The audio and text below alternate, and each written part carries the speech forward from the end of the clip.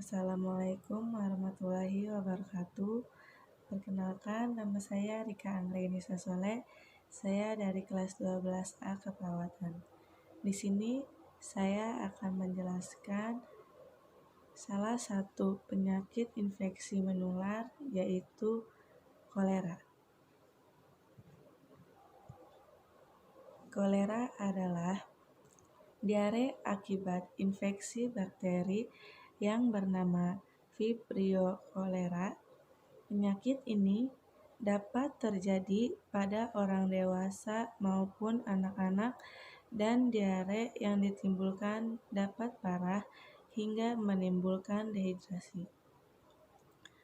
Penyebab kolera yaitu disebabkan oleh infeksi bakteri Vibrio cholera.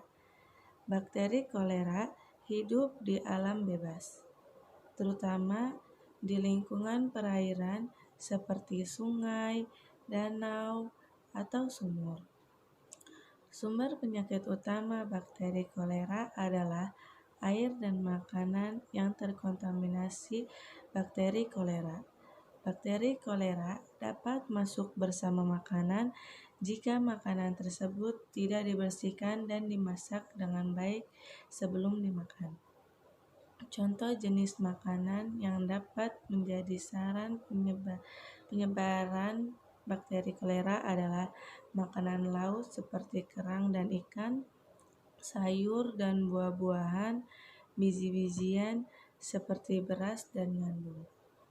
Meskipun di dalam makanan atau minuman yang dikonsumsi sehari-hari terdapat bakteri kolera, orang yang mengkonsumsi makanan tersebut tidak langsung terkena penyakit kolera.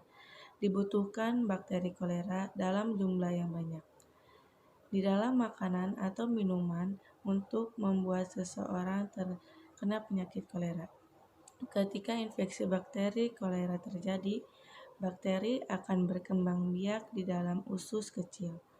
Perkembangbiakan bakteri kolera ini akan mengganggu pencernaan manusia dengan cara mengganggu penyerapan air dan mineral. Gangguan ini menyebabkan seseorang mengalami diare yang menjadi gejala utama penyakit kolera. Gejala utama penyakit kolera adalah diare.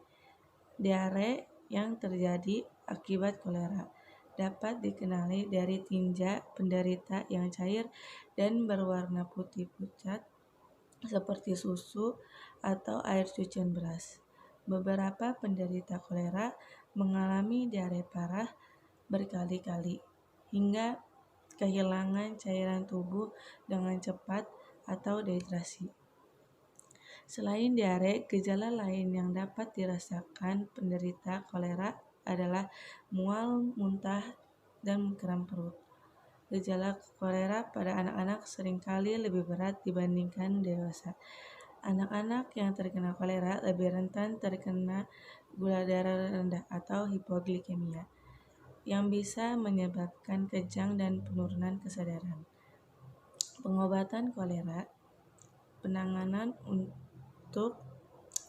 utama untuk penderita kolera adalah mencegah dehidrasi. Dokter akan memberikan larutan olarit untuk mengganti cairan serta ion mineral dalam tubuh.